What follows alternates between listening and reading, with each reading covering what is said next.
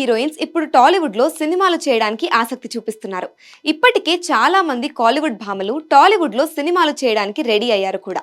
అలాగే మాళవిక మోహనన్ కూడా ఇప్పుడు తెలుగులో పాతుకుపోవాలని చూస్తుంది. తమిళ్లో తనకంటూ మంచి క్రేజ్ తెచ్చుకున్న ఈ బ్యూటీ ఇప్పుడు తెలుగులో అడుగు పెడుతుంది. అంతకుముందు రజనీకాంత్ పేట, దళపతి విజయ్ మాస్టర్, విక్రమ్ తంగలాన్ సినిమాలతో ఆకట్టుకుంది. మాళవిక ఇప్పుడు సరాసరి రెబల్ స్టార్ ప్రభాస్ సినిమాతో టాలీవుడ్ లో బాగా వేయాలని చూస్తోంది. మాళవిక అందంతోనే కాకుండా అభినయంతో కూడా ప్రేక్షకులను మెస్మరైజ్ చేయగలదు అనే ఒపీనియన్ తెచ్చుకుంది.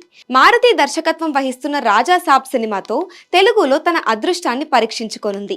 ఈ సినిమా కానీ హిట్ అయితే మాళవిక ఎవరి ప్లేస్ ను కబ్జా చేస్తుందో అని సినీ అభిమానులు అంచనా వేస్తున్నారు.